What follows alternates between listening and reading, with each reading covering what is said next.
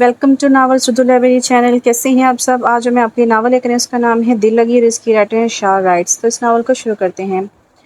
सुबह हाशिम की आंख अलार्म की आवाज़ से खुली। अलार्म बंद करते इसने टेबल क्लॉक रखी और करवट लेते अपने साथ सोई अनुज को देखा। इस वक्त इसने हाशिम की शर्ट पहने औंधे मुँह सोई हुई थी।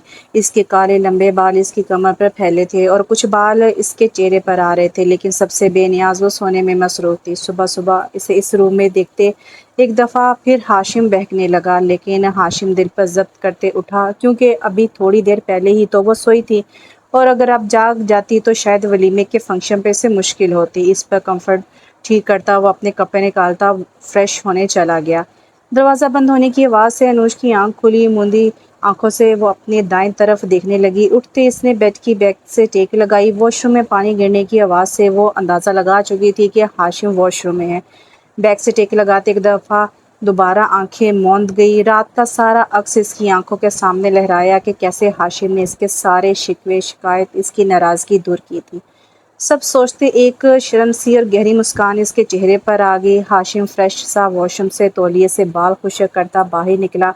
बाहर आते इसकी नज़र बेड की बैग से टेक लगाए अनुज पर पड़ी, जो शायद आंखें मूंदे किसी बात को सोचते मुस्कुरा रही थी।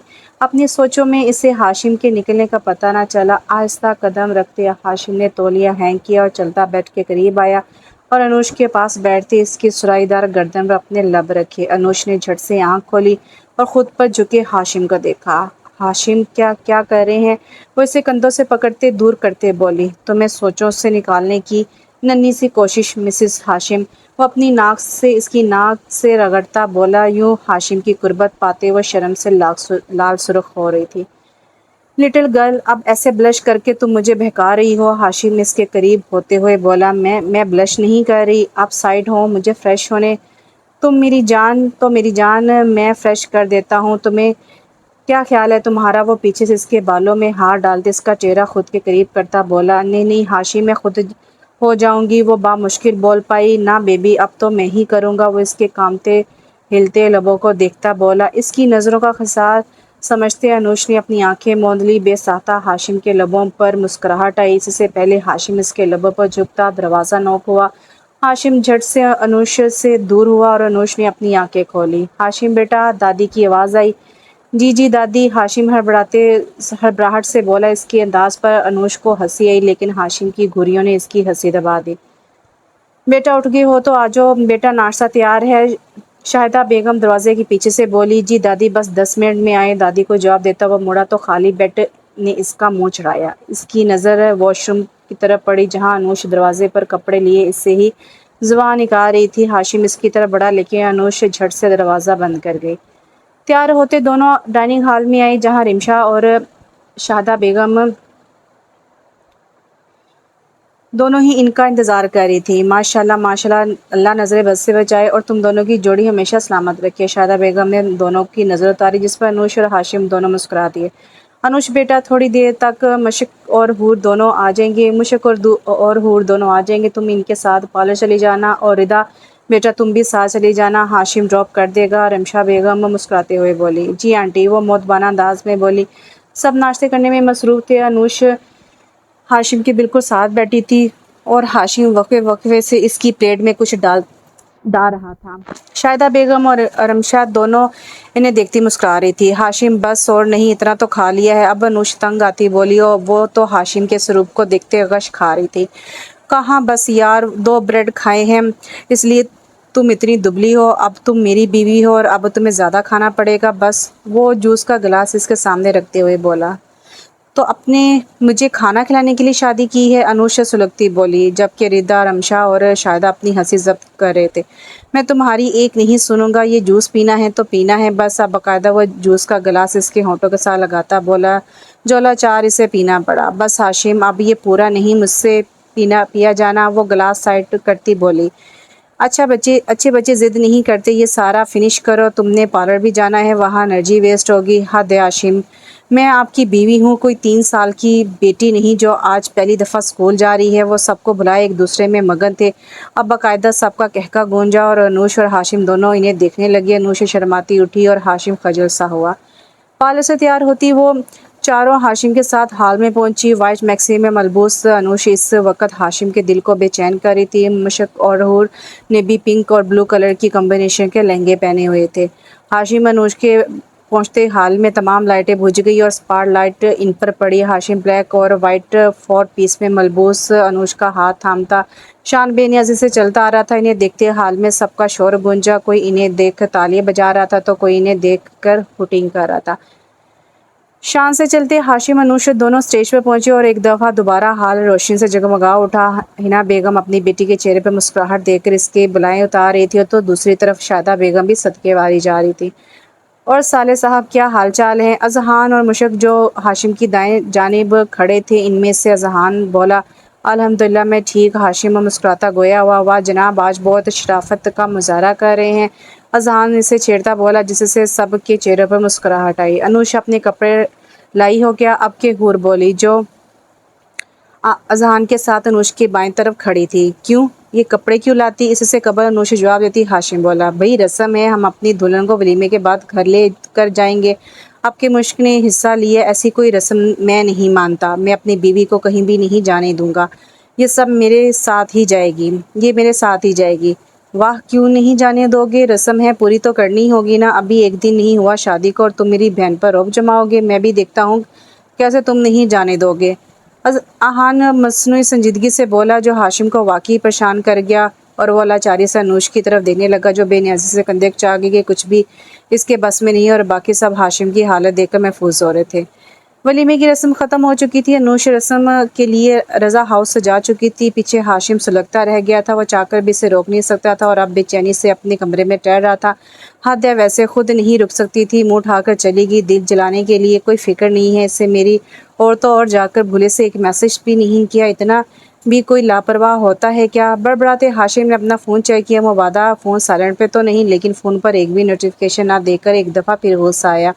दूसरी तरफ अनुषे को भी सब घेरे बैठे थे। हूर और मुशक की तो बातें ख़त्म होने का नाम नहीं ले रही थी। वो तीनों कभी कौन सी बात करके हंसती तो कभी कौन सी। और अजहान और आहान बैठे इनकी शक्ल देख रहे थे। आहान के इशारों को भी इग्नोर करते हूर बातों में मसरूफ़ थी। अब अजहान और आहान लाचार से एक दूसरे को देख रहे थे। तुम्हें वहीं तुम्हारे खड़ूस शोहर के पास ही छोड़ के आना चाहिए था चुड़ैल। अजहान उड़ता तकिया से मारता बोला और चला गया। लेकिन वो अजहान को भी इग्नोर करती दोबारा बातों में मसरूफ़ हो गई और आहान इन्हें तासुब से देखता रह गया। अब आहान का सब्र का पैमाना लरबेज हुआ। उठो तीनों, सही मायनों में तप ही तो चढ़ी थी इससे। वो तीनों चुकन्ना होती इसकी तरफ मतवज्जो हुई, जो भपरा इन्हें ही देख रहा था। उठो तीनों, निकलो, मेरे कमरे से सोना है। मैंने आहन इन्हें बाहर की तरफ इशारा करते बोला। ऐसे कैसे निकल जाए? हाँ मेरा भी कमरा है, हम यहीं बैठकर बातें करेंगे। हूरे से घूरती हुई बोली, अब अगर तुम एक लफ्ज़ भी बोली ना तो गोद में उठाकर कमरे से बाहर नहीं घर से बाहर निकाल कर आऊँगा। खैरियत इसी में है कि चुपचाप बाहर जाकर बातें करो या आराम से सो जाओ। आहन भी डांटता बोला, जिसका हूर पर तो नहीं लेकिन नूश और मुशक पर तो असर हो चुका था। ठीक है हूर, सुबह मिलते हैं, अब तुम सो जाओ, हमें भी नींद आ रही है। मुशक इसके कंधे पर हाथ रखते बोली, जो हान को घूरने में मसरूफ़ थी और पीछे वो दोनों जा चुकी थी। दरवाज़ा बंद होते ही हान इसके करीब हुआ। क्या इरादे हैं बेगम? नज़रों से ही खाओगी क्या मुझे? पीछे हटे, बात ना करें मुझसे आप। वो इसे धकेलते अपने कपड़े निकालती वॉशरूम बंद होगी। फ्रेश होकर बाहर आई तो हान शायद बेड पर लेटा सो चुका था या सोने का ड्रामा कर रहा था। वाह, मेरी नाराज़गी से तो फ़र्क ही नहीं पड़ता, कितने मज़े से सो रहे हैं। मैं भी अब बिल्कुल भी बात नहीं करूँगी। एक दफ़ा फिर इरादा करते वो बेड पर दूसरी तरफ आकर लेटी। अभी सोने के लिए आंखें बंदी की थी जब इसे अपने पेट पर आहन की उंगलियां महसूस हुई। आहन बिल्कुल करीब इसके कंधे पर मुंह टिकाए था। नाराज़ हो? इसकी भारी गंभीर आवाज़ इसके कान के करीब गूंजी। हूर की तो जान पर बन आई। पे पीछे हों, बात ना करें आप। हूर अथल पथल होती सांसों से मुश्किल लफ्ज़ अदा किए। और अगर मैं ना पीछे हूँ तो इसकी शोख आवाज़ गूंजी। हाँ ना पीछे हो जाएं वरना मैं रो दूँगी। अब के वो रोने वाली आवाज़ में बोली। सुनते आहा ने इसे सीधा किया और इसका रुख अपनी तरफ किया। किस बात का गुस्सा है तुम्हें? आहा ने इसके चेहरे से बाल हटाता बोला, आपको पता है।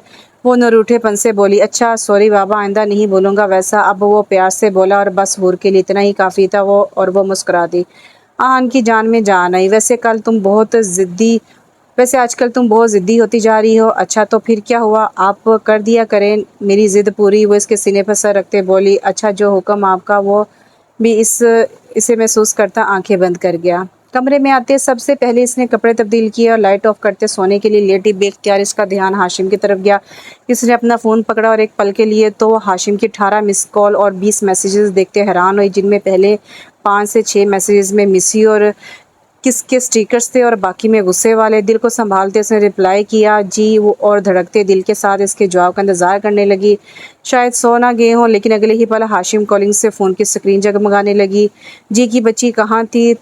तपता हाशिम गुस्से से बोला। हूर के कमरे में। अनुष इसे गुस्से में देखकर आस्ती से बोली, क्या कर रही थी वहाँ इतनी देर से? तुम्हें कोई फिक्र है? मेरी मुँह उठाकर चली गई और जाकर कोई राब्ता नहीं करके तो नहीं रखा था मैंने जो वहाँ जाते तुम मुझे भूल गई हो? हाशिम अपना सारा गुस्सा निकालता बोला।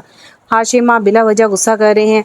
अब अनुष रोने वाली आवाज़ से बोली। कल से इसके प्यार भरे अंदाज के बाद इसका गुस्सा बर्दाश्त ही कहाँ हो रहा था। अब तुम यूं रोकर मुझे और गुस्सा दिलाओगी? रोना बंद करो अपना। हाशिम कदरे आस्ता बोला, लेकिन गुस्से की रमक अभी भी मौजूद थी। मैं तुम्हारी आंखों में एक आंसू भी बर्दाश्त नहीं कर सकता। खबरदार जो तुमने रोने की कोशिश की। इसे चुप पाता अब के प्यार से बोला। हाँ जैसे मुझे शौक है रोने का। अनुष सिर्फ सोच ही सकी, ज़बान पर लाने की गलती फिर भी नहीं की। मैंने एक फ़ैसला किया है। अब हाशिम बेड पर लेटता आराम से बात करने लगा। दूसरी तरफ अनुष भी लेट चुकी थी। कैसा फ़ैसला? यही कि मैं तुम्हें लेकर इस्लामाबाद शिफ्ट हो जाऊंगा। क्यों इस्लामाबाद क्यों? और दादी और अमशा आंटी वो कहाँ जाएंगी? वो हैरानी से बोली। वो भी हमारे साथ जाएंगी इस्लामाबाद। आराम से जवाब दिया गया। लेकिन जाना ही क्यों है? और मेरी पढ़ाई इसका क्या बनेगा? तो और इधर रहकर तुम्हें छोड़ दूँ तुम्हारे इन भाइयों के पास? मुझे यकीन है हूर और मुशक यहाँ तो तुम्हें लेकर कभी कहीं घूम रही होंगी तो कभी कहाँ। आए दिन वो यहाँ टपकी होंगी। और बस इसलिए मैंने फ़ैसला कर लिया है कि हम इस्लामाबाद शिफ्ट होंगे और वहीं किसी यूनिवर्सिटी में एडमिशन करवा दूँगा। हाशिम क्या बच्चों वाली बातें करते हैं आप? अब मैं अपने भाई भाभीयों से भी नहीं मिल सकती। वो इससे इस वक्त बच्चा ही तो लग रहा था। मुझे मिलने मिलाने पर कोई इतराज़ नहीं है, लेकिन हर वक्त इनके साथ लटके रहने पर इतराज़ है। देखता रहा हूँ मैं तुम तीनों को, जब शुरू होती हो तो मजाल जो तुम लोग ब्रेक लगा लो। बस इसीलिए मैंने फ़ैसला किया है। अनुष को भी आज रात का सीन याद आया, कैसे वो तीनों बातें कर रही थी और हान और जहान इन्हें देखे जा रहे थे। और अगर हाशिम होता तो यकीनन इसकी खैर नहीं थी। अनुष बस सोचती ही रह गई। 2 महीने हो गए थे इनकी शादी को। शादी के 1 हफ्ते बाद हाशिम अनुष और शादा बेगम और अमशा बेगम के साथ इस्लामाबाद शिफ्ट हो गया था और इधर ही कॉलेज में इसका एडमिशन करवा दिया था। अनुष ने पहले पहल तो काफ़ी नाराज़गी का इजहार किया था कि वो लाहौर ही रहना चाहती थी, लेकिन हाशिम ने इसकी एक न सुनी। सुबह सबसे पहले हाशिम की आंख खोली। इसने साथ लेटी अनुष की तरफ देखा जो औंधे मुँह लेटी सोई थी। ये कभी नहीं इंसानों की तरह सो सकती। वो इसकी फैली टांगों को देखता बोला, अनुष चंदा उठ जाओ, कॉलेज का टाइम हो रहा है। हाशिम ने इसके कान के करीब सरगोशी की। सोने दे हाशिम प्लीज़, मुझे नहीं जाना कॉलेज। अनुष ने मुंह पर ब्लैंकेट लिया। पर कॉलेज आना भी ज़रूरी है ना चंदा? अगले महीने से पेपर शुरू हैं। मैंने नहीं कोई पेपर देने, क्या मुसीबत है? सोने दे मुझे बस। आप पेपर नहीं दोगी तो फेल हो जाओगी मैडम, और मैं अफोर्ड नहीं कर सकता कि मेरे होने वाले बच्चों की माँ फेलियर हो। इसलिए चुपचाप उठो और कॉलेज के लिए तैयार हो जाओ, वरना मुझे और भी तरीके आते हैं उठाने के। दूसरी तरफ अनुष इसकी बातों को दरगुजर करती सोने की कोशिश कर रही थी। तो मैडम ऐसे नहीं उठेगी। कुछ सोचते हाशिम ने अनुष को गोद में उठाया और वॉशरूम ले जाकर शावर नीचे खड़ा करके शावर चला दिया। अनुष जो अभी हाशिम की गोद में उठाने से बुड़खलाई थी, अब खुद पर पानी गिरने से मजीद हवास बाख्ता हुई। हाशिम कुछ तो लिहाज कर लिया करे बच्ची का, ऐसे कौन उठाता है? वो अब दर्द भरी आवाज़ से इससे दूर होती बोली, जो इसके साथ शावर के नीचे खड़ा था। पहली बात, बच्ची तो तुम बिल्कुल नहीं रही, अलबत्ता बच्ची की माँ ज़रूर बन सकती हो। दूसरी बात, शरीफों के तरीके से तुम्हें उठना पसंद नहीं। और तीसरी बात, मुझसे यूं दूर जाने की कभी गलती ना करना। वो इसे खुद के करीब करता कान की लू चूमता बोला। वो ये नोश सुर्ख हो गई। पीछे हूँ हाशिम, मुझे तैयार होना है कॉलेज के लिए। वो हाशिम को बेखुद होते देखते हुए, जो अब कान से इसकी गर्दन तक का सफ़र मुकम्मल कर चुका था, हाशिम की गर्म सांसों का लम्स अपनी गर्दन पर महसूस करती और ऊपर से ठंडे पानी की बरसात, इससे वो कांपने लगी। लेकिन हाशिम की बेखुदी बढ़ती जा रही थी। हाशिम प्लीज़, मुझे देर हो रही है। वो इसके कंधों से दूर करने की नाकाम कोशिश करने लगी, लेकिन हाशिम इसके दोनों हाथ जकड़ता इसे दीवार से लगा गया। मैं उठा कर लाया हूँ ना तुम्हें, तो मेरी मर्ज़ी, जब मर्ज़ी छोड़ूं तुम्हें। अगर खुद उठी होती तो तुम कहते हुए भी अच्छी लगती जानम। अब बस चुपचाप मेरी बात मानो। वो इसके दोनों हाथ दीवार के साथ लगा गया। हाशिम अभी वो कोई दूसरा लफ्ज़ अदा करती, हाशिम इससे अपने अगले अमल से इसकी बोलती बंद कर गया और कुछ सानी के मायनी खेस खामोशी फ़िज़ा में छा गई। 2 मिनट बाद वो इसे आज़ाद कर गया और अनुषा अपना सांस बहाल करने लगी। दूसरी तरफ हाशिम इससे मोहब्बत पाश नज़रों से देखने लगा। अब तो तुम तैयार हो जाओ, मैं भी जाकर चेंज कर रहा हूँ। उसे गाल से थपथपाते बोला, छिछोरे। इसके जाती अनुज ने से लकब नवाजा।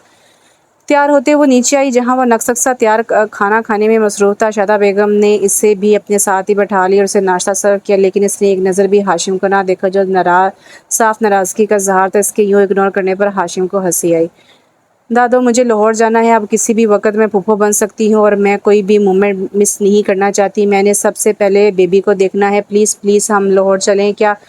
अनूश शादा बेगम से मुखातिब हुई, जबकि हाशिम इसे घुरियों से नवाजा, क्योंकि बिज़नेस की वजह से वो अभी लाहौर नहीं जा सकता था और अनूश को वो भेजना नहीं चाहता था। नहीं, अभी नहीं जाना कहीं भी, अगले हफ्ते मैं खुद ले जाऊंगा, हाशिम रौब से बोला। लेकिन मैं कल ही जाऊंगी, क्योंकि 2 दिन बाद मुश्क का ऑपरेशन है। वो भी ज़िद्दी सी बोली। मैं भी देखता हूँ कैसे जाती हो। फिर हाशिम रौब से बोला, क्या बात, ये क्या बात हुई हाशिम? क्या तरीका है ये बीवी से बात करने का? वो जाना चाहती है तो जाने दो, आज ही इसकी और मेरी टिकट बुक करवाओ, हम दोनों जाएंगे और अगले हफ्ते तुम और अमशा दोनों आ जाना हमें लेने, और बस ये मेरा आखिरी फैसला है। मैं मज़ीद बहस नहीं करना चाहती। और हाशिम बीचोताब खाता रह गया। मेरा नाश्ता हो गया है, गाड़ी में इंतज़ार कर रहा हूँ, आ जाओ। वो कुर्सी से उठता बोला, दादी मेरा भी हो गया है, मैं चलती हूँ, अल्लाह हाफिज़। अनुषा बैग उठाती बोली और इसके पीछे चल दी। पूरे रास्ते खामोशी रही। हाशिम ने गलती से भी इसकी तरफ ना देखा। हाशिम, आज जल्दी आ जाइएगा, आ जाएंगे ना आप? वो इसे मुखातिब करती बोली, नहीं लेट आऊँगा मैं, आज मेरा इंतज़ार ना करना। वो इंतहाई संजीदगी से बोला, क्यों? मैंने तो शॉपिंग पर जाना था, अपने घर जाकर कर लेना। लेकिन मैं आपकी बीवी हूँ, आपको करवानी चाहिए शॉपिंग। जिधर जा रही हो वो शोहर से ज़्यादा ज़रूरी है, इधर ही करना शॉपिंग भी। वो गाड़ी कॉलेज गेट के सामने खड़ी करते बोला, ऐसी बात नहीं Hashim, you are very important for me. तड़प ही तो गई थी वो इसकी बात सुनते। शादी के बाद पहली दफ़ा वो नाराज़ हुआ था। गाड़ी से उतरो, मुझे देर हो रही है। वो इसकी बात इग्नोर करता बेरुखी से बोला, पर हाशिम, मैंने कहा ना गाड़ी से उतरो। वो इसकी बात काटता धीमी आवाज़ से चलाया और अनुष हवास बख्ता से गाड़ी से उतरी और हाशिम बगैर कोई देर लगाए गाड़ी जन से भगा ले गया। और अनुष अभी तक वहीं खड़ी दूर जाती इसकी गाड़ी देखते इसके रिएक्शन का सोचती रही। पुलिस से आती से खबर मिल चुकी थी कि हाशिम ने इनकी लाहौर की टिकट करवा दी है। एक दफ़ा तो इसका दिल किया कि वो दादी को मना कर दे, लेकिन अब टिकट हो चुकी थी और दादी भी अपनी तैयारियां तकरीबन मुकम्मल कर चुकी थी। और अब वो इनकार करती तो इसकी शामत पक्की थी। इसलिए बेदिली से अपने कपड़े बैग पैक करने लगी। 8 बज चुके थे, हाशिम के आने का वक़्त हो चुका था। नोश हाशिम के दिन का रिएक्शन सोचते एक दफ़ा दोबारा उदास हो गई थी, लेकिन से यकीन था कि वो अपने रूठे शोहर को मना लेगी। अब 10 बज चुके थे, लेकिन हाशिम अभी तक ना आया था। नोश ने इसके नंबर पर कॉल की, जहाँ रिंग जा रही थी, लेकिन हाशिम कॉल ही पिक नहीं कर रहा था। अनुष ने से मैसेज किया, लेकिन जवाब नहीं आया। तंग आते इसने एक दफ़ा दोबारा कॉल की, लेकिन इस दफ़ा फ़ोन बंद हो चुका था। यकीनन वो आजिज़ आकर फ़ोन बंद कर चुका था। अनुष खुद को बेबस सा महसूस करने लगी और अब बेबसी गुस्से में तब्दील हो चुकी थी और वो कमरे में टहलती इसी का इंतजार कर रही थी। अब घड़ी 12 का हिस्सा पार कर चुकी थी। वो थकते सोफे पर बैठ कर अपना सर पीछे टकाते हाशिम का इंतजार करने लगी और न जाने कब इसकी आंख लगी, इसे पता न चला। न जाने रात के किस पहरी से महसूस हुआ जैसे वो किसी के हिसार में हो और किसी ने इसे नरमी से बेड पर लटाया हो, लेकिन नींद की वजह से वो आंखें न खोल सकी और हाशिम का लम्स महसूस करते वो गहरी नींद में चली गई। सुबह 10 बजे के करीब अनुष की आंख खुली। रात देर से सोने की वजह से आंख भी इसकी लेट खुली और वैसे भी वो नींद की बहुत पक्की थी। सुबह घंटा लगाकर हाशिम से जगाया करता था, लेकिन आज वो बगैर उठाए जा चुका था। दिल में एक तकलीफ सी उठी, मतलब वो अभी तक नाराज़ था। रात इसका सार महसूस करते वो पुरसुकून हो गई थी, लेकिन अब एक दफ़ा दोबारा बेचैनी सी होने लगी। चेंज करती वो बाहर आई, जहाँ शारदा बेगम और अमशा दोनों बातों में मसरूफ़ थी। हाशिम चलेगी? इसने आती दोनों से पूछा। हाँ बेटा, वो तो सुबह 7 बजे ही जा चुका था, इसकी मीटिंग थी कोई। रमशा बेगम ने जवाब दिया। अनुष अफसुदगी से सरहला गया। और बेटा तुम्हारी तैयारी मुकम्मल है? शारदा बेगम ने पूछा। जी मुकम्मल है। ठीक है, जाकर तैयारी कर लो, 3 बजे की फ़्लाइट है, ये ना हो हमें देर हो जाए। वो हामी बढ़ती कमरे में आई। एक दफ़ा दोबारा हाशिम को कॉल की, जहाँ रिंग जा रही थी, लेकिन अगले ही पल इसने कॉल का डिक्लाइन कर दी थी और वो बेबसी से आंखें मूंद गई। शाम 8 बजे के करीब वो और शारदा बेगम लाहौर पहुंचे थे। सब मिलकर नूश बहुत खुश थी। तकरीबन 2 महीने बाद वो सबसे मिली थी। सबसे मिलते वक्त इसकी आंख भर आई थी। वो घर जहाँ इसने अपना बचपन गुजारा था, जहाँ इसकी इतनी यादें थी, आज वो इस घर में मेहमान बनकर आई थी। इतना सब सोचते ऊपर से हाशिम की नाराज़गी, इसका दिल मजीद बोझल हुआ और वो अजहान के गले लगकर ज़ोर कतार रोने लगे और सब इसे यूं रोते देखकर सही मानों में बुलखला ही तो गए थे। अनुष, चंदा क्या हुआ है, रो क्यों रही हो? अजहान इसे यूं गले लगते रोते देखकर पचकारते हुए बोला, लेकिन वो बस रोएगी। शादा बेगम भी इसे रोते देखकर परेशान हो गई। अनुष बेटा, सब ठीक तो है ना? क्यों जान हल्कान कर रही हो मेरी? अब हना हिना बेगम ने इसकी कमर सराहती परेशानी से पूछ रही थी, अनुष गुड़िया, हाशिम ने कुछ कहा है? मुझे बताओ, मैं इसके दांत ना तोड़ कर आऊँ तो फिर कहना। अब आहान इसे अजहान से अलहदा करके से अपने सामने करता बोला। नहीं नहीं, उन्होंने कुछ नहीं कहा, वो सूसू करती बोली। तो फिर रो क्यों रही हो? हिना बेगम इसे बोली। बस वैसे ही, सबको देखकर रोना आ रहा है, इतने दिनों बाद मिल रही हूँ, इतना अजीब लग रहा है मुझे। अब वो हिना बेगम के गले लगती रोई। चलो, इतनी सी बात, मुझे लगा पता नहीं क्या हो गया है जो रावी की तरह पानी आंखों से बह रहा है। भाई, इतनी मुश्किल से जान छुड़ाई है तुझसे, अब यूं रोने का फ़ायदा नहीं है, हम बिल्कुल भी तुझे नहीं रखने वाले। अजहान इसे तंग करने की खातिर बोला ताकि इसका मूड थोड़ा बहाल हो सके। अजहान, तंग ना करो मेरी बेटी को, अहमद साहब अजहान को डांटते हुए बोले और अनुष को गले लगा लिया। 9 बजे के करीब वो घर आया था। खाना वो बाहर से खा कर आया था। रात ही वो लॉन्च में बैठकर टॉक शॉक देखने लगा। रूम में जाने का इसका दिल नहीं था क्योंकि वो जानता था कि खाली कमरा इसका मुंह चढ़ा रहा होगा। क्या थी वो लड़की चुलबुली सी, कब इसकी ज़िंदगी में शामिल और इसका सुकून बन गई, इसे पता ही नहीं चला। वो जानता था कि इसकी नाराज़गी से वो भी बेचैन होगी, लेकिन हाशिम को भी इस पर गुस्सा था। कैसे वो इसे अकेला छोड़कर जा सकती है? 3 दिन बाद इसने जाना ही था तो वो इसके साथ भी तो जा सकती थी ना। सामने टीवी ऑन था लेकिन इसका सारा ध्यान फ़ोन पर था, जहां अभी तक अनुष की कोई कॉल और मैसेज नहीं था। लाहौर पहुंचने के बाद इसने हाशिम को कॉल करने की भी कोशिश नहीं की थी और अब हाशिम को नए सिरे से गुस्सा आ रहा था। ऐसे ही थी, वो वहां जाकर भूल जाती थी। हाशिम बेटा, तुम कब आए? मुझे बता देते, मैं खाना लगा देती। बेटा, रमशा बेगम जो अभी पानी पीने कमरे से बाहर निकली थी, हाशिम को लॉन्च में बैठे देखकर बोली।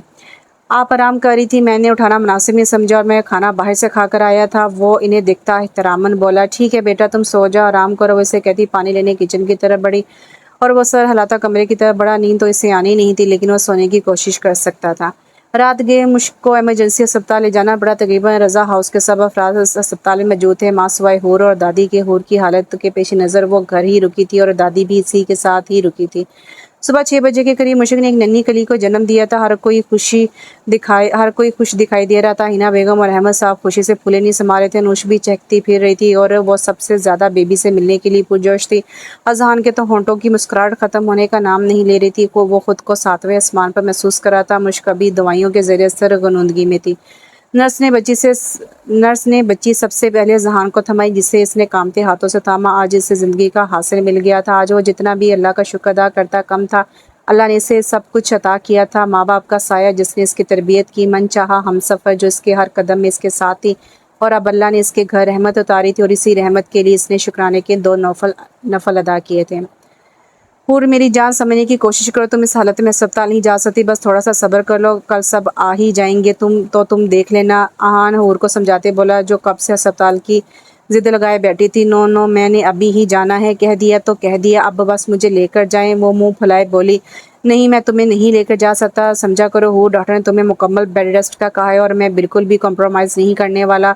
सोच दी तो तुम खुद ही छोड़ दो तो अच्छा है। वो अब थोड़े रौब से बोला, ठीक है, जाएं आप। अब आप मैं आपसे बिल्कुल भी बात नहीं करूंगी। झूठे हैं आप मुझसे प्यार ही नहीं करते। अगर आप मुझसे प्यार करते होते तो मेरी बात मानते, लेकिन नहीं, आप तो मुझे कमरे में बंद करके मारना चाहते हैं। जब देखो मुझे कमरे में बैठा कर रखते हैं। और ऐसी फजूल बातें कहाँ से आती हैं तुम्हारे दिमाग में? तुम अपने बच्चों वाली बातें छोड़ दो। अब तुम खुद एक बच्चे की माँ बनने वाली हो। तुम्हारा ये इमोशनल ब्लैकमेलिंग मुझ पर नहीं चलने वाली। सो चुपचाप यहाँ आराम करो और अब मैं जा रहा हूँ ऑफिस। अपना ख्याल रखना और हमारे बेबी का भी। और कल सब आ जाएंगे जानम। कल मिल लेना बेबी से, मेरा बच्चा। वो इसके माथे पर मोहब्बत की मोहर सख्त करते, इसे लटाते, इस पर कंबल ठीक करते, कमरा बंद करते बाहर निकला। गंदे बड़े आए पीछे। और कलस्ती रह गई, जानती थी आहन कभी भी इसे अस्पताल जाने की इजाज़त नहीं देगा और अब मुंह बनाए लेट गई। शाम तक सब घर आ चुके थे। दादी और जहां अब अस्पताल में थे, मुशक के पास। इन सब ने सुबह घर आना था। और अनुष से कोई 1000 दफ़ा बेबी का पूछ चुकी थी। अच्छा अनुष, इसके हाथ कैसे हैं? अब वो सोफे पर बैठी अपना अगला सवाल कर गई और अनुष ने अपना माथा पकड़ लिया। 2 किलो का है एक हाथ, वो संजीदगी से जवाब दे गई।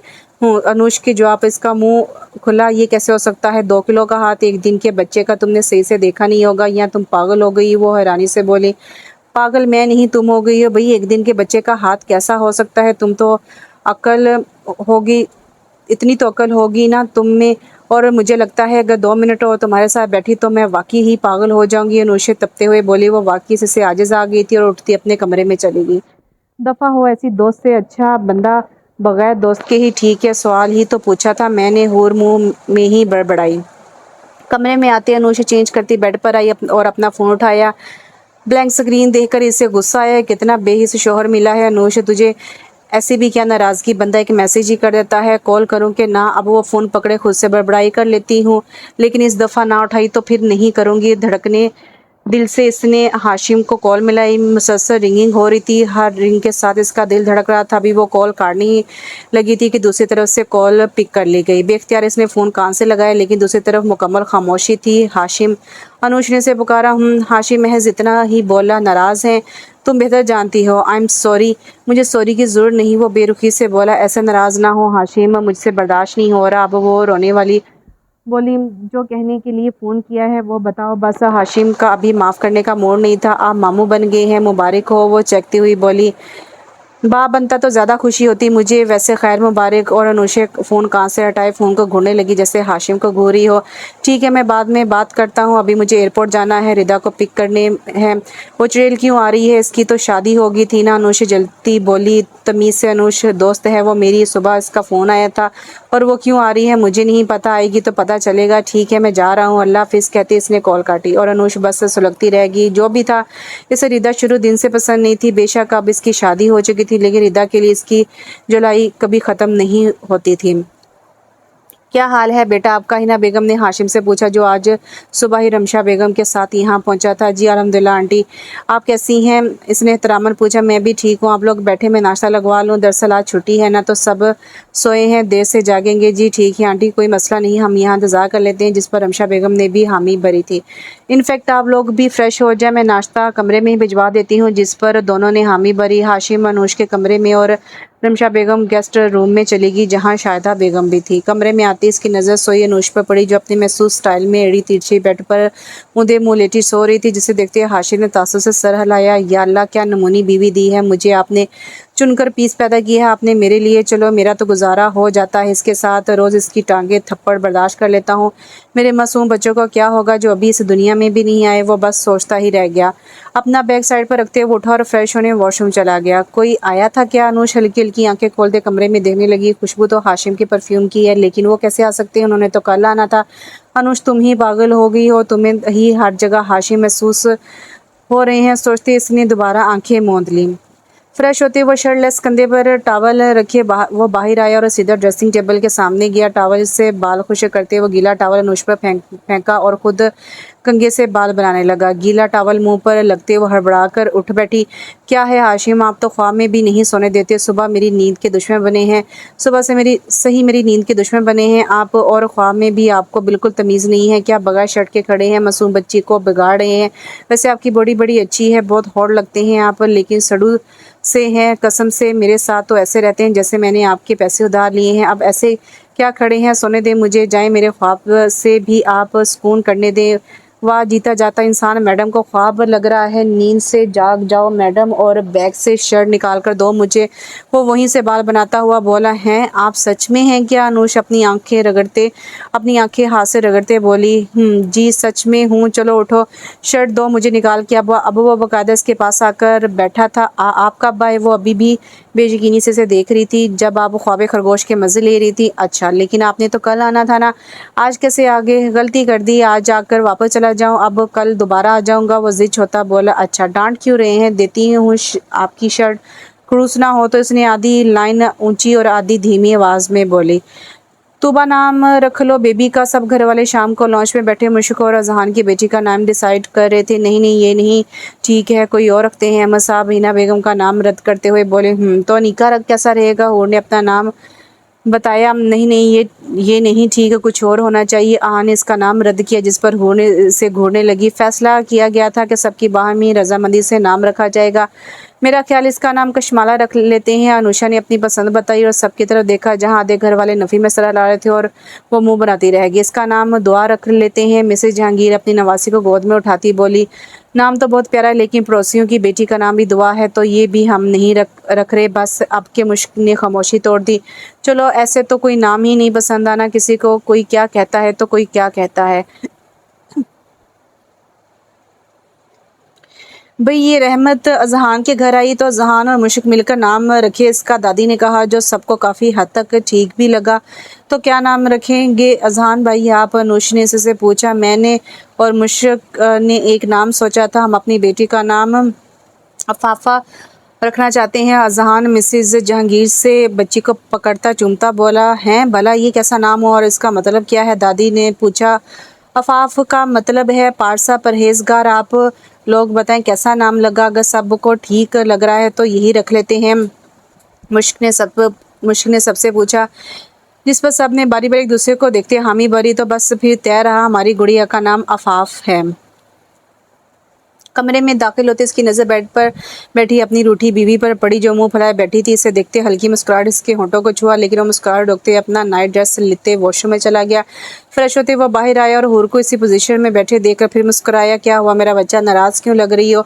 वो साइड टेबल से एक फ़ाइल निकालता सोफे पर बैठा, लेकिन हूर इसी पोजीशन में खामोश बैठी रही। हूर का जवाब ना पाते इसने फ़ाइल से अपना सर उठाया और दोबारा हूर को देखा, जो उससे रूठी मुंह मोड़े बैठी थी। क्या हुआ चंदा, नाराज़ क्यों हो रही हो? अब वो फ़ाइल रखकर इसके पास आकर बैठा। अच्छा, आई एम सॉरी, मुझे तुम्हें सपोर्ट करना चाहिए था, गलती हो गई, माफ़ कर दो। हम अपनी बेटी का नाम अनिका रख लेंगे, अब तो नाराज़गी छोड़ दो। आहान इसके बाल कान के पीछे करते इसका गाल थपथपाते बोला, जिसे हूर ने फ़ौरन झटक दिया। ये कौन है? हूर ने एक तस्वीर आहान के सामने की, जहाँ वो एक लड़की के साथ खड़ा था। ओह, तो तुम इस वजह से नाराज़ हो? मैं समझा शायद नाम वाली वजह से। वो तस्वीर थामता बेड पर लेटा हूर को इसकी ढटाई पर मजीद गुस्सा है, बजाय शर्मिंदा होने के उस तस्वीर को सीने से लगाए लेट गया। कुछ पूछ रही हूँ मैं, कौन है ये? वो गुस्से से बोली। दोस्त थी मेरी। वो तस्वीर पर हाथ फेरते हुए बोला, आप ऐसी लड़कियों से दोस्ती रखते हैं? तौबा, आपको शर्म नहीं आती? कितने गंदे कपड़े पहने हैं इसने और आप कैसे इसके साथ खड़े हैं? ऑस्ट्रेलिया में अमूमन ऐसी ही लड़कियां पाई जाती हैं बेबी। और अब वो बेड पर बैठते हुए बोला, बस दोस्ती थी ना आपकी? इसने तजस्सुस से पूछा। नहीं, दोस्त से बढ़कर थे, हम शादी करने वाले थे हम, लेकिन फिर मेरी शादी तुमसे होगी और मुझे इसको छोड़ना पड़ा। वो मसनूई सुदगी से बगैर हूर की तरफ देखकर बोला। हूर रोने के लिए बिल्कुल तैयार बैठी थी। इसकी बात ख़त्म होती ही एक आंसू पलकों की बाट से इसके गाल पर गिरा। आन की नज़र जैसे इस पर पड़ी, वो एक पल के लिए इसे यूं रोते देखकर बुलखलाया। हूर, मेरी जान, मैं मजाक कर रहा था यार, तुम तो सीरियस हो गई। I am just only love you. मेरा कल कुल सासा हो तुम। वो इसे चुप करवाने और बहलाने की कोशिश कर रहा था और वो सूसू करते हुए गुस्से से इसके हाथ झटक रही थी। नहीं, आप जाके इसी से शादी करें, मुझे नहीं पता, जाएं आप यहाँ से बस। वो रोते हुए बोल रही थी, मुझे क्या ज़रूरत है, मैं अपनी इतनी हसीन खूबसूरत बीवी को छोड़कर 2 बच्चों की माँ से शादी करूँ? 2 बच्चों की माँ? वो हैरानगी से बोली। हाँ, 2 बच्चों की माँ। टीचर थी यार मेरी, और ये इस वक्त इनके पास इनके 2 ट्विंस बेबी थे। वो इसकी आंखें साफ करता हुआ बोला, लेकिन ये तो कहीं से भी आपकी टीचर नहीं लग रही। वो तस्वीर पकड़ते गौर से देख कर बोली, लड़कियां हमेशा छोटी ही लगती हैं, लेकिन टीचर ऐसे ड्रेस पहनते हैं क्या? वो इससे बोली, बताया तो है, वहाँ का कल्चर ही ऐसा है, वहाँ ये सब नॉर्मल है। वो अब इसके हाथ से तस्वीर लेता इसे लटाता बोला, जो भी है, मैं अपने बेटे को कभी भी नहीं भेजूंगी ऐसी जगह पढ़ने के लिए, ख्वामखा बिगड़ जाएगा। जब इनका बाप नहीं बिगड़ा तो वो कैसे बिगड़ सकता है? भला अब चुपचाप सो जाओ, सुबह मैंने जल्दी जाना है। वो कंबल इसे ओढ़ता लैंप बुझा गया। 2 महीने बाद। आहान, आप जल्दी जा रही हैं, आपने मुझे उठाया भी नहीं। हूर बिस्तर से उठती बोली, तुम सो रही थी तो मैंने तुम्हें डिस्टर्ब नहीं किया। अच्छा मेरी जान, मैं चलता हूँ, शाम को मुलाकात होगी। उसके भारी डेल डोल सरापे पर नज़र डालता इसकी पेशानी पर लब रखते बोला, आहान आप आज आप ना जाए ना, मेरी तबीयत बोझिल सी लग रही है, प्लीज़ आज छुट्टी कर लें। वो जैसे ही जाने के लिए मुड़ा, हूर इसका बाजू थाम कर बोली, मेरी जान एक आज एक ज़रूरी मीटिंग है, मैं चाहकर भी छुट्टी नहीं कर सकता, लेकिन मैं मीटिंग से फ्री होते ही वापस आ जाऊंगा। वो इसे बच्चों की तरह प्यार से पचकारता हुआ बोला, अच्छा अब मुस्कुरा दो ताकि मेरी मीटिंग अच्छी गुजरे। वो इसका गाल सलाता हुआ बोला, जिस पर हूर बेदिली से मुस्कुरा दी। मैं जल्दी वापस आऊँगा, मेरा इंतज़ार करना। वो दरवाजे पर खड़ा होते फ्लाइंग किस इसकी तरफ उछालते हुए बोला, मुश्कोए उठो, देखो अफाफ रो रही है। अजहान नींद से बोझल होती आंखों से उठता अफाफ को गोद में पकड़े से चुप कराने की सही में हलकान होता। मुश्को उठाने लगा। मुश्क, घोड़े बेचकर सो रही हो क्या? उठो भी। क्या है अजहान, सोने दो। वो कंबल मुंह तक लेती बोली, यार अफाफ रो रही है, इसे चुप करवा दो। वो इसे रोता देखकर खुद रोने वाला हुआ पड़ा था। क्यों, मेरी अकेली की बेटी है क्या? तुम नहीं चुप करवा सकते? तुम्हारी बेटी नहीं है क्या? पूरी रात मुझे सोने नहीं दिया और खुद तुम सबसे बेपरवाह नींद के मज़े ले रहे थे। अब मैं अपनी नींद पूरी करूंगी, तुम इसे खिलाओ। और वो अपनी बात मुकम्मल करते फिर आंखें बंद कर गई। पर यार इसे भूख लगी है। वो अपनी बेटी को देखता बोला, तो दूध पिला दो। मुश्क ने जवाब दिया, मैं कैसे पिला सकता हूँ दूध? भला? वो हैरान होता हुआ बोला, इडियट, वो फीडर पड़ा है, वो पुलाव, वो दांत पीसती हुई बोली। अजहा ने फीडर साइड टेबल से उठाते अपनी बेटी के मुंह पर लगाया, जिसे मुंह में लेते ही वो चुप हो गई। बहुत ही जालिम माँ है तुम्हारी, वो अपनी मासूम बेटी को फीडर पिलाता हुआ बोला। और फीडर पीते पीते वो एक दफ़ा भी नींद में जा चुकी थी। एहतियात से अपने और मुश्क के करीब लटाते वो दोनों को दिखने लगा। आफाफ इनकी ज़िंदगी में खुशियाँ लेकर आई थी। सबसे ज़्यादा इसकी अटैचमेंट मुश्क के साथ थी। अगर वो किसी की गोद में होती तो मुश्क को देखते ही रोना शुरू कर देती थी। पूरा दिन वो सोती और पूरी रात जाकर मुश्क को हल्कान करती। कभी कभी मुश्क भी इसके साथ रोना शुरू कर देती। एक दफ़ा तो तीनों माँ बाप बेटी मिलकर रोने लगे, जिसे देखते ही हिना बेगम खूब हंसी और इन्हें समझाने लगी कि इस उम्र में बच्चे यूं ही रोते हैं। लेकिन फिर भी अजहान अपनी बेटी को रोता देखकर बौखला जाता। इसने सुनिए, आज जल्दी घर आ जाइएगा, दादी को लेकर रेगुलर चेकअप के लिए अस्पताल जाना है। अनुषा हाशिम के पीछे खड़ी होकर बोली, जो शीशे के सामने खड़ा ऑफिस के लिए तैयार हो रहा था। नहीं चंदा, आज तो ज़रूरी मीटिंग है, आज मुझे टाइम नहीं लगना, कल चलेंगे, वो परफ्यूम लगाता बोला। पर हाशिम, आज तो डॉक्टर की अपॉइंटमेंट है, आज जाना ज़रूरी है। अच्छा तो एक काम करना, तुम खुद दादी को लेकर चली जाना ड्राइवर के साथ, वो आइडिया देता हुआ बोला। मैं अकेली बिल्कुल नहीं जाऊंगी, आप जो मर्जी करें, लेकिन आज जल्दी आना पड़ेगा आपको, वो रौब जमाते बोली। अच्छा एक काम करना, रिदा को साथ ले जाना, काफ़ी कॉन्फिडेंट है, वो सब देख लेगी, बस तुम साथ चली जाना। जबकि रिदा का नाम से वो तलमिला कर रह गई। रिदा से शादी नहीं की मैंने, ना ही दादी रिदा की दादी है, और वो एक मेहमान के हैसियत से इस घर में आई थी और 2 महीने हो गए हैं इसे यहाँ रहते हुए। वो मेहमान ही रहे तो बेहतर है हाशिम, घरेलू ज़िंदगी में दखल अंदाजी करने का कोई हक नहीं है। बस बहुत हो गया है, अब मेरी बर्दाश्त से बाहर है, आप इसे खुद ही यहाँ से जाने का कह दें, वरना मेरा कहना आपको बुरा लगेगा, वो तिलमिलाती हुई बोली। तमीज़ से बात करो अनुष, वो मेहमान नहीं है, फ़र्द है इस घर का, वो जब तक चाहे यहाँ रह सकती है, और जिस किसी को भी मेरे फैसले पर एतराज़ है वो यहाँ से जा सकता है, पर रिदा यहाँ से कहीं नहीं जाएगी, समझी। हाशिम का लहजा ना चाहते हुए भी तलख हुआ। इसे कहाँ उम्मीद थी अनुष से इस बात की। मैं भी चली जाऊँ क्या, मुझे एतराज़ है इसके यहाँ रहने से। वो अपनी आवाज़ हल्की रखते हुए आंखों में आंसू समाए बोली, हाँ तुम भी जा सकती हो। वो दिल पर पत्थर रखता पथरीले लहजे में बोला, और वही अनुष को सदमा लगा। आपको पता है हाशिम, आप क्या कह रहे हैं, आप मुझे यहाँ से जाने के लिए कह रहे हैं, मुझे अपनी बीवी को, वो उंगली का इशारा खुद की तरफ करते हुए बोली। किसके लिए मुझे जाने का कह रहे हैं, इस पराई औरत के लिए जो अपना घर तो बसा ना सकी और मेरे घर पर नज़र रखे बैठी है। कुछ भी हो जाए हाशिम, मैं अपने साथ नाइंसाफ़ी बर्दाश्त नहीं कर सकती, इसे जाना होगा यहाँ से, मैं निकालूंगी इसे यहाँ से, मैं इसका वजूद एक मिनट के लिए भी बर्दाश्त नहीं कर सकती। वो रोते हज़ानी अंदाज में दरवाजे की तरफ जानिब लपकी। अनुष, मैं कह रहा हूँ तुम ऐसा कुछ नहीं करने वाली, अगर ऐसा कुछ किया तो इसका अंजाम बहुत बुरा हो सकता है। वो दरवाजे के करीब जाता है, इसे रोकता बोला, जो ज़बरदस्ती दरवाज़ा खोलने की कोशिश कर रही थी। और दरवाज़ा खोलते इसकी नज़र रोती रिदा पर पड़ी, जो हाथ में चाय की ट्रे थामे दरवाजे के पास खड़ी थी और शिकवा करा नज़रों से हाशिम की तरफ देखा, जो खुद शर्मिंदा नज़र आ रहा था, और रोती वहाँ से भागी। और जैसे ही हाशिम इसके पीछे जाने लगा, अनुष ने इसका हाथ पकड़ लिया, जाने से रोका, लेकिन हाशिम अपना हाथ आज़ाद करवाता वहाँ से रिदा की जानिब भागा। 5 मिनट तक हाशिम का इंतज़ार करने के बाद हाशिम ना आया तो अनुष रिदा के कमरे की जानिब गई। जो भी था वो एक औरत थी। हाशिम की रिदा के लिए केयर और उनसियत से वो दिन ब दिन रिदा से बज़न हो चुकी थी, और पिछले 2 महीने से वो भी अपना घर, अपना सब कुछ छोड़कर यहाँ रह रही थी, जो अनुष को अंदर ही अंदर खटक रहा था कि कई दफ़ा हाशिम से बात करने के बाद भी इसे यहाँ रिदा के रहने की कोई मकबूल वजह मालूम ना हो सकी थी। अभी वो दरवाजे के तक पहुंची थी कि हाशिम की आवाज़ इसके कानों में पड़ी। तुम बिल्कुल फ़िक्र नहीं करो रिदा, तुम्हारी परेशानियां सिर्फ कुछ दिनों की और हैं, इसके बाद सारी तकालीफ ख़त्म हो जाएंगी। हाशिम की आवाज़ इसके कानों में पड़ी। कैसे कैसे करोगे तुम मेरी परेशानियां दूर, क्या कर सकते हो तुम? रिदा की रोई सी आवाज़ आई। मैंने डिवोर्स पेपर तैयार करवा लिए हैं, बस बहुत रोली तुम, अब से तुम्हारी खुशी के दिन शुरू। वो इसे हौसला दे रहा था, जबकि अनुष्का तो पाँव पर खड़े होना मुश्किल लग रहा था। वो तो डिवोर्स लफ्ज़ पे अटक गई थी। अपनी जान हवा होती महसूस हुई और वहीं से उल्टे कदम रोती अपने कमरे में बंद हो गई। इसका मतलब हाशिम मुझे तलाक देने वाले हैं, इसलिए कह रहे थे कि मैं चली जाऊं। सोचते वो फुट फुट कर रो दी और न जाने कितनी ही देर यूं ही रोती रही, और एक अटल फैसला करते वो उठी और अपना सामान पैक किया। रमशा बेगम और शादा बेगम को हूर की डिलीवरी का कहती वहाँ से लाहौर के लिए रवाना हो गई। मीटिंग से फारिग होते वो बेचैन से ऑफिस में ठहर रहा था। सुबह अनुष के साथ हुई तलब कलामी पर वो बेचैन था।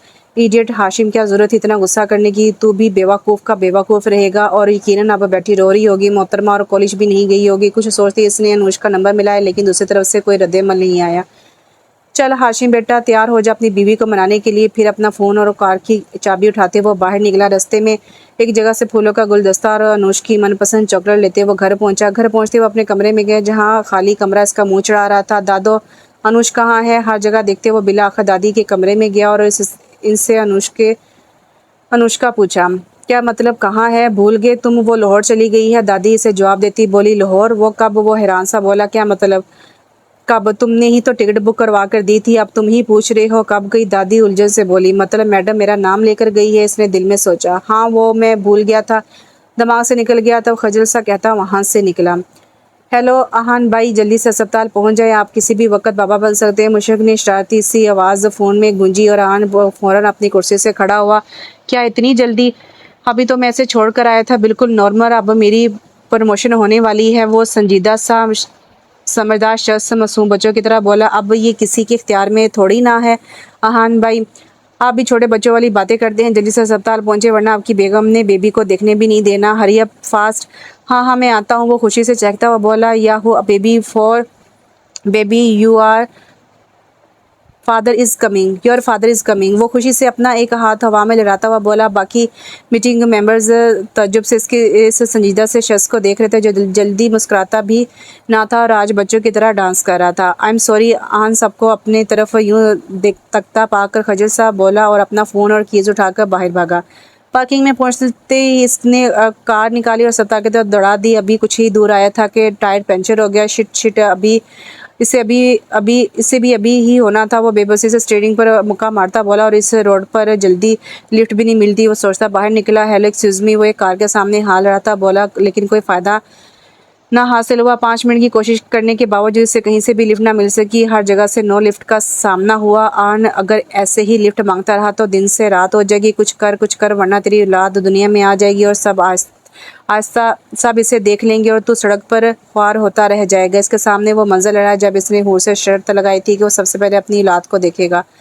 नो नो, मुझसे पहले कोई नहीं देख सकता, मैं ही देखूंगा, जल्दी कर। आन पहुंच कैसे भी करके अचानक इसकी नज़र पास पड़ी ग्वाले की साइकिल पर पड़ी और एक आइडिया इसके दिमाग में आया। ग्वाले को साइकिल समेत सारे दूध की कीमत देते वो दूध की बाल्टियों समेत साइकिल पर सवार हुआ और अस्पताल की तरफ निकल पड़ा। अस्पताल के बाहर जहान इस हालत में आते देखकर खासा हैरान हुआ।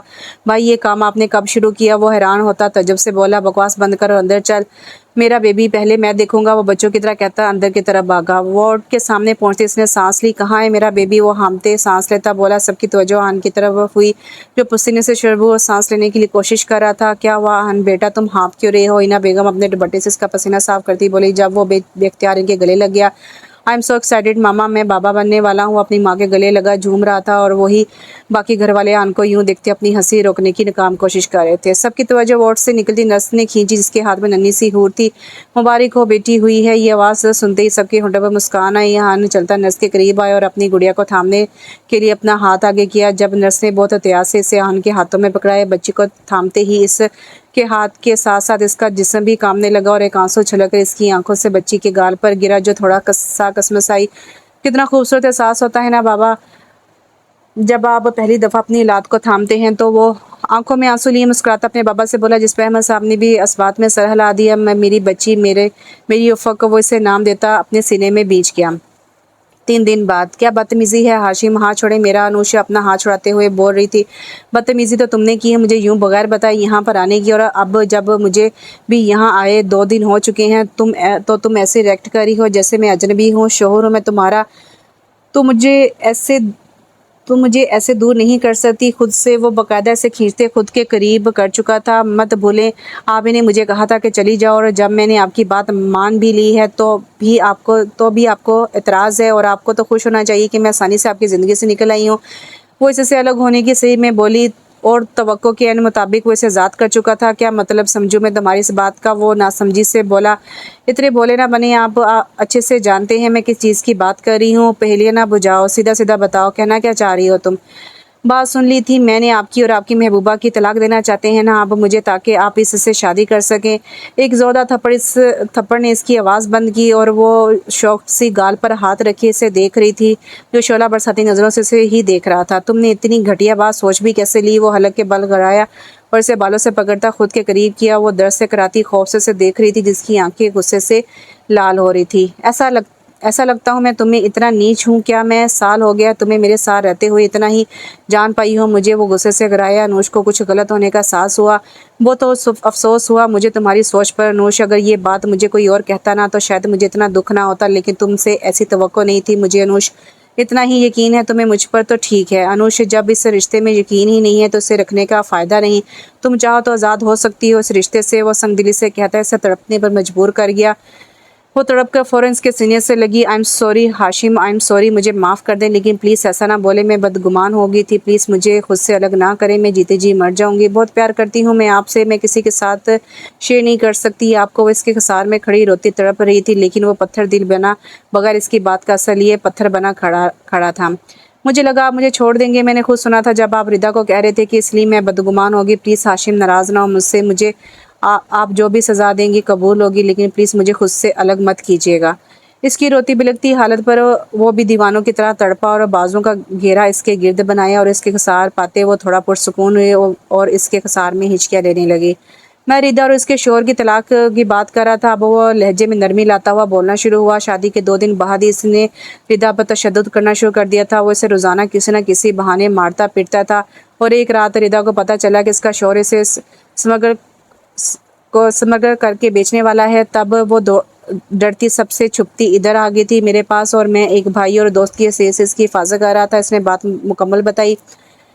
इसकी बात सुनते ही शर्मिंदगी ने इसे आन घेरा। क्या बात थी और वो क्या सोच रही थी? वो लड़की जिसने इतना कुछ बर्दाश्त किया वो कितना बुरा समझ रही थी इसे? इसके शौहर ने इसे तहफ़्फ़ुज़ देने की कोशिश की थी और वो तहफ़्फ़ुज़ छीन रही थी और इसका शौहर जिसे इस पर फ़ख्र होना चाहिए था वो इसे कितना गलत समझ रही थी। मियाँ बीवी के रिश्ते में यकीन का होना बहुत ज़रूरी है अनुष। हालात चाहे जैसे भी हों, लेकिन आपको अपने हमसफ़र पर कामिल यकीन होना चाहिए। जिन रिश्तों में यकीन नहीं होता वो रिश्ते ज़्यादा देर कायम नहीं रहते और कभी भी जज्बात में आकर बड़े फ़ैसले नहीं लेते। अक्सर जज्बात में लिए फ़ैसले आपको पछताने पर मजबूर कर देते हैं। जानती हो, अगर मैं आज तुम्हारी बात को अना का मसला बना देता तो शायद इस बात का अंजाम बहुत बुरा होता, पर तुम्हारे मामले में मैं बहुत कमज़ोर हो जाता हूँ। मैं एक आंसू भी बर्दाश्त नहीं कर सकता। तुम्हारी आंखों में तुम्हारे आंसू मुझे कमज़ोर कर देते हैं। अनुष, बहुत मोहब्बत है तुमसे, खुद से भी ज़्यादा चाह है तुम्हें। मैं उम्मीद करता हूँ आइंदा ऐसा कुछ नहीं होगा। वो पहले इसे समझाता, बाद में दिल की बात करता बोला, जिस पर अनुष ने इस बात में सर हिलाया। आई एम सॉरी हाशिम, वो रंधाई सी आवाज़ में बोली।